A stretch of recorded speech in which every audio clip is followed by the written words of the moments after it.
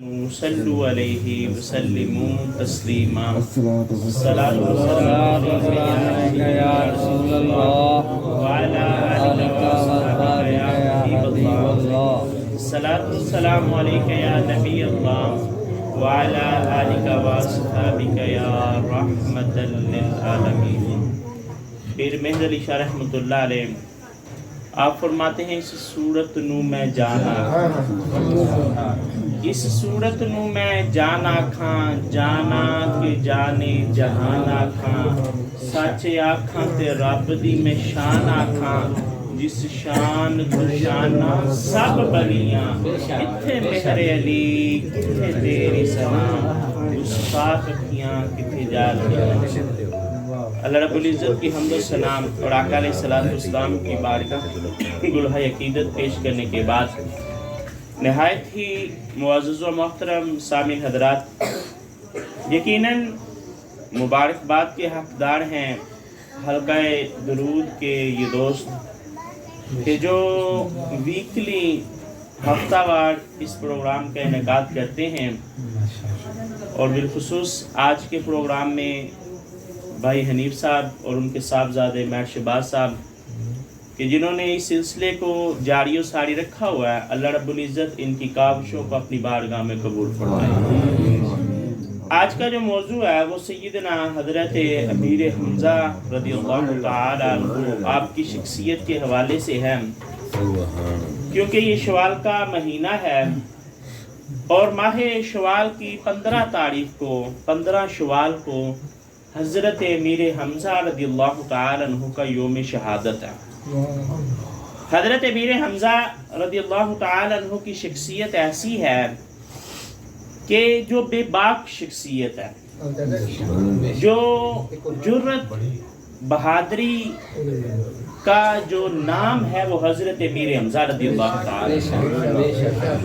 حضرت امیر حمزہ رضی اللہ تعالیٰ عنہ کی شخصیت وہ شخصیت ہے کہ جنہیں اسد اللہ و اسد رسول ہی ہونے کا شرف حاصل ہے، کہ وہ اللہ کے بھی شیر ہیں اور اللہ کے محبوب کے بھی شیر ہیں۔ اور حضرت امیر حمزہ رضی اللہ تعالیٰ عنہ کی شخصیت وہ شخصیت ہے کہ جنہیں تا صبح قیامت تک والی طیبہ ہونے کا شرف حاصل ہے۔ جو لوگ جاتے ہیں آج بھی وہ دیکھتے ہیں کہ وہاں تو یوں محسوس ہوتا ہے کہ جیسے حضرت امیر حمزہ رضی اللہ تعالیٰ عنہ جس جگہ پہ رام فرما ہے، ایسا لگتا ہے جیسے بندہ پاکستان میں داتا صاحب چلا گیا۔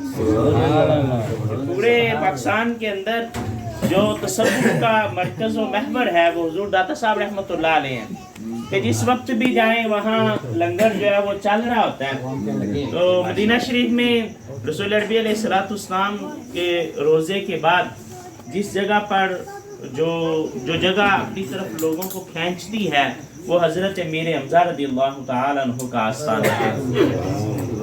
آپ کا جو قبول اسلام ہے، میں نے عرض کیا کہ آپ کی شخصیت بے باک ہے۔ آپ دیکھیں جو بھی کریم آقا علیہ الصلوۃ والسلام کی بارگاہ میں حاضر ہوا، اس نے آ کر مطالبات کیے، کسی نے کہا کہ کوئی معجزہ دکھائیں، کسی نے کہا اپنے نبی ہونے کی کوئی دلیل دیں، کسی نے کچھ دیکھا اور وہ آ گیا۔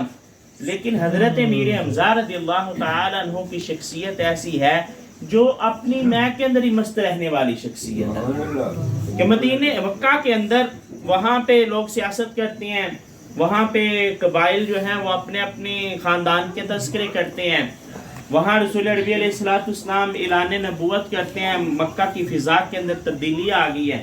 لیکن حضرت امیر حمزہ رضی اللہ تعالیٰ عنہ آپ کا مزاج جوں کا توں ہی رہا۔ آپ کو شکار کھیلنے کا شوق ہے، لوگ یہاں تبصرے کرتے ہیں کہ جی دیکھیں اب کیا ہوگا کیا بنے گا۔ حضرت امیر حمزہ رضی اللہ تعالیٰ عنہ اپنے اسی شغل کے اندر مصروف ہیں اور شکار پہ نکلے ہوئے ہیں۔ ایک دن واپس آئے تو ایک لونڈی کہنے لگی، اے حمزہ آپ کو پتہ ہے کہ ابو جہل جو ہے یہ آپ کے بھتیجے کو برا بھلا کہتا ہے۔ شخصیت ایسی ہے، کہنے لگے یہ بات ہے، ابھی میں پوچھ لیتا ہوں اس سے۔ وہاں بیت اللہ کے گرد بیٹھ کے لگی ہوئی ہیں، لوگ جو ہیں وہ اپنی اپنی سیاست کرتے ہیں بیٹھ کر، ابو جہل بھی وہاں بیٹھا ہوا ہے۔ حضرت امیر حمزہ رضی اللہ تعالیٰ عنہ گئے ہاتھ میں ابھی بھی تیر اور کمان موجود ہے. آپ نے بات کرتے ہی وہ کمان پکڑی اور ابو جہل کے سر پر دے ماری. کہا ابو جہل میرے بھتیجے کو برا بھلا کہتا ہے، تیری جرأت کیسے ہوئی؟ اب خاندان جو ہے ابو جہل کا وہ بھی موجود ہے. وہ اٹھے ہیں کہ حضرت امیر حمزہ رضی اللہ تعالیٰ عنہ پر حملہ کریں یا کوئی مزاحمت کریں. ابو جہل جانتا تھا کہ یہ جو آنے والی شخصیت ہے یہ عام شخصیت نہیں ہے، یہ اسد اللہ و اسد الرسول ہی ہے. تو ابو جہل نے روک دیا، کہنے لگا نہیں یہ تمہارے بس کی بات نہیں ہے، یہ تو اللہ کے شیر آ گئے. اب اسی حالت میں واپس آئے رسول عربی علیہ السلام کی بارگاہ میں، کہنے لگے بھتیجے آج خوش ہو جا، آج میں نے تیرا بدلہ لے لیا. پوچھا چچا جان کیا بات ہوئی ہے؟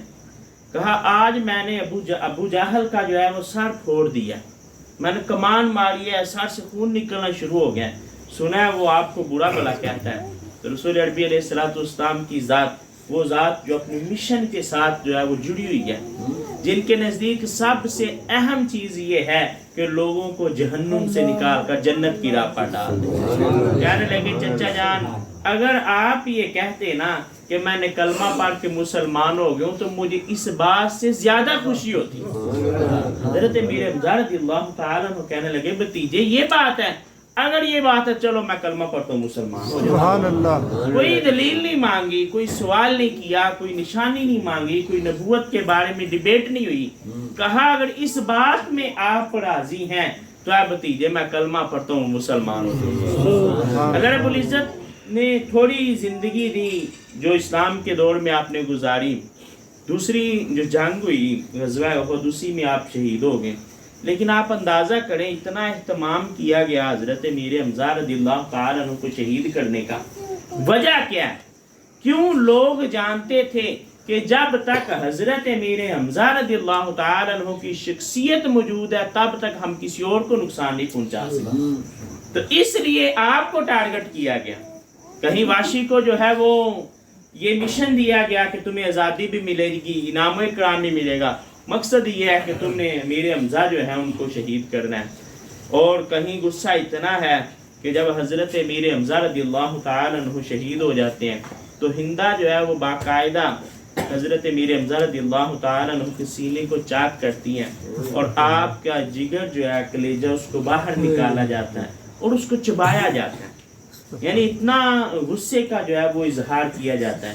کیوں؟ وہ سمجھتے تھے کہ بدر کے اندر اگر ہمیں شکست ہوئی ہے تو اس میں ایک بڑا ہاتھ حضرت امیر حمزہ رضی اللہ تعالیٰ عنہ. اور احد کے اندر جس جنگ میں آپ شہید ہوئے ہیں اس جنگ میں بھی 39 کے قریب کفار کو واسطے جہنم کرنے والے حضرت امیر حمزہ رضی اللہ عنہ. یعنی ایسا نہیں ہے کہ میدان میں آئے اور شہید ہو گئے ہیں، اتنے کافروں کو واسطے جہنم کر چکے ہیں اس کے بعد شہید ہوئے ہیں. یہاں یہ بات میں عرض کیے دیتا ہوں کہ اسلام آیا، پھیلا، حالات بدلتے رہے. کچھ لوگ ابتدا میں انہوں نے اسلام قبول نہیں کیا، بعد میں انہوں نے اسلام قبول کر لیا. لوگ بات کرتے ہوئے ڈرتے ہیں، لیکن ایک بات یاد رکھیں، معیار جو ہے وہ رسول عربی علیہ السلام کی ذات ہے کہ جس شخصیت کو کریم آقا علیہ السلام قبول فرما لیں کسی کی جرأت نہیں ہے کہ اسے رد کر سکے. اب جب مکہ فتح ہوتا ہے، فتح مکہ کے موقع پر جہاں عام معافی کا اعلان ہوتا ہے، کریم آقا علیہ السلام کہتے ہیں جو اپنے گھر کا دروازہ بند کر لے اسے بھی امان ہے، جو ابو سفیان کے گھر آ جائے اسے بھی امان ہے، جو کعبے میں آ جائے اسے بھی امان ہے. وہاں کچھ لوگوں کے خلاف آپ یوں سمجھے کہ ڈیتھ وارنٹ نکلے ہیں. کریم آقا علیہ السلام نے فرمایا یہ لوگ ایسے ہیں کہ انہیں غلاف کعبہ کے اندر بھی پاؤ تو وہاں بھی ان کو قتل کر دیا جائے. کیوں؟ انہوں نے اسلام کے خلاف جو ہے وہ بڑا کام کیا ہے، اس لیے ان کی معافی نہیں ہے. انہی میں سے دو لوگ رسول عربی علیہ السلام کی بارگاہ میں حاضر ہو جاتے ہیں. ایک ہندہ جو حضرت ابو سفیان کی بیوی ہیں، جنہوں نے غزوہ احد میں حضرت امیر حمزہ رضی اللہ تعالیٰ عنہ کا کلیجہ چبایا. وہ آ گئیں پردے کے اندر ہیں اور گفتگو ہی کچھ سوالات ہوئے. رسول عربی علیہ السلام نے کہا اے آنے والی تو ہندا تو نہیں ہے؟ کہا ہاں اللہ کے نبی صلی اللہ علیہ وآلہ وسلم ہندا آ گئی ہے، جو آپ کو حکم ہوگا قبول ہے. رسول عربی علیہ السلام نے فرمایا ٹھیک ہے کلمہ پڑھ لو تمہیں معاف کر دے جا. کلمہ پڑا مسلمان ہوگا، صحابیہ ہونے کا شرف حاصل ہوا۔ پھر حضرت واشی رضی اللہ تعالیٰ عنہ آپ بھی موجود ہیں۔ رسول نبی علیہ السلام نے فرمایا واشی آگے ہو، کہا ہاں یا رسول اللہ علیہ وسلم، سوچا تھا بھاگ جاؤں، لیکن میں نے یہ محسوس کیا کہ مجھ پر زمین جو ہے اس کو تنگ کر دیا گیا، کہاں جاؤں گا؟ ہر طرف عرب میں جو ہے لوگ اسلام قبول کر رہے ہیں، ہر طرف اسلام کا بول بالا ہو رہا ہے، میں کدھر جا سکتا ہوں؟ میں نے سوچا جاتا ہوں کریم آقا علیہ السلام کی بارگاہ میں، جو آپ حکم فرمائیں گے مجھے قبول ہے۔ کہا واشی ٹھیک ہے، آگے تو کلمہ پڑھ لو۔ یا رسول اللہ علیہ وسلم کلمہ پڑھوں گا تو کیا ملے گا؟ کریم آقا علیہ السلام نے فرمایا واشی جنت ملے گی۔ وَمَا أَرْسَلْنَاكَ إِلَّا رَحْمَةً لِّلْعَالَمِينَ۔ کریم آقا علیہ السلام کی ذات وہ ہے کہ جن کے نزدیک سب سے اہم مشن ہے کہ جو بھی آج آقا علیہ السلام فرماتے ہیں ٹھیک ہے تم آج ہی مان لو، ہماری رحمت اتنی بڑی ہے تمہارے لیے بھی جنت کا سرٹیفکیٹ ہے۔ کہا یا رسول اللہ علیہ وسلم میں نے تو سنا ہے، اسلام کہتا ہے، قرآن کہتا ہے شرک کی معافی نہیں ہے، میں تو مشرک رہا، شرک کرتا رہا۔ کریم آقا علیہ السلام نے فرمایا واشی کلمہ پڑھ لو، اللہ تمہارے پچھلے گناہوں کو معاف فرما دے گا۔ آپ انداز دیکھیں، ایک طرف ڈیتھ وارنٹ نکلے ہوئے ہیں، ایک طرف سگے چچا جن سے رسول نبی علیہ السلام بڑی محبت کرتے ہیں، جو آپ کے رضائی بھائی بھی ہیں، عمر بھی تقریباً برابر ہی ہے، کوئی 2-3 سال کا فرق ہے، یارانہ بھی ہے، ان کا قاتل ہے، ان کو شہید کرنے والا ہے۔ دوسری طرف کریم آقا علیہ السلام کی نظر رحمت دیکھیے، مسکراہٹ آ گئی جب واشی رضی اللہ تعالیٰ نے کہا یا رسول اللہ علیہ وسلم یہ تو پچھلے گناہوں کی بات ہوئی نا، اگر اللہ نے مجھے پکڑنا چاہا تو کل کوئی ایسا گناہ کر لوں گا، اللہ اس میں پکڑ لے گا۔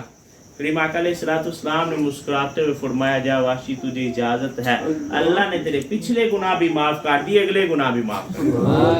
حضرت واشی رضی اللہ تعالیٰ عنہ نے کلمہ پڑھا، مسلمان ہو گئے، لیکن کریم آقا علیہ السلام کی جو محبت تھی اپنے چچا کے ساتھ، کہنے لگے واشی تمہیں جنت بھی دی، تمہیں بخشش کا سرٹیفکیٹ بھی دیا، لیکن میری آنکھوں کے سامنے نہ آیا کرو، جب تمہیں دیکھتا ہوں تو مجھے اپنے چچا میرے حمزہ کی یاد آتی۔ پھر اللہ رب العزت بھی لوگوں سے کام لیتا ہے، ایسا نہیں ہے کہ انہوں نے کلمہ پڑھا اور گمنام ہو گئے۔ حضرت واشی رضی اللہ تعالیٰ عنہ کی شخصیت وہ شخصیت ہے جب اسلام قبول کر لیا اس کے بعد مسلمہ کذاب کو واسطے جہنم کرنے والے حضرت واشی رضی اللہ تعالیٰ عنہ، مسلمہ کذاب مسئلہ ختم نبوت جب ہم دیکھتے ہیں تو ہمیں پتہ چلتا ہے کہ مسلمہ کذاب کو واسطے جہنم کرنا یہ کتنی اہمیت کا حامل مسئلہ تھا۔ تو حضرت امیر حمزہ رضی اللہ تعالیٰ عنہ آپ کا در ایسا ہے کہ جو آج بھی آباد و شاد ہے، آج بھی جو لوگ جنہیں ہوتا ہے کہ معاملہ نہیں بن رہا، پہلے وہ حضرت امیر حمزہ رضی اللہ تعالیٰ عنہ کی بارگاہ میں حاضر ہوتے ہیں، پھر کریم آقا علیہ السلام کی بارگاہ میں جا کر جب عرض کرتے ہیں تو اللہ کے رسول صلی اللہ علیہ وآلہ وسلم ان پر نظر رحمت فرماتے ہیں۔ اللہ رب العزت سمجھنے کی توفیق عطا فرمائے۔ وما علینا الا البلاغ المبین۔